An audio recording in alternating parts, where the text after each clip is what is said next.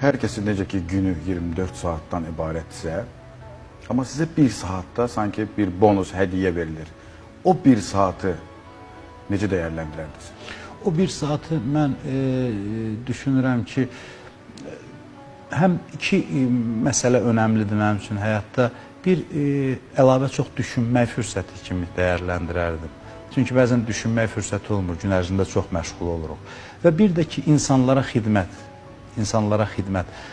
çox zövqlü bir məsələdir mənim üçün. Yəni, arzulayıram ki, Allah bunu mənə nəsib etsin ki, insanlara xidmət edə bilim. Təmənnasız xidmət, heç bir qarşılıq gütmədən. Çünki insanlar var ki, yeməkdən şadlanırsa, insanlar var yedizdirməkdən. İnsanlar var geyindikdə sevinir, bir geyindirdikdə. Mən o insanlardanam ki, demirəm bunu edə bilirəm, özümü tərif kimdir. Sadəcə qibtə edirəm o insanlara ki, başqalarına faydalıdır.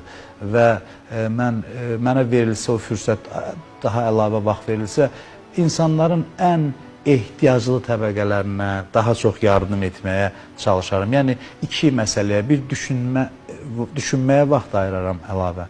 Bir də ki, insanlara xidmət etməyə.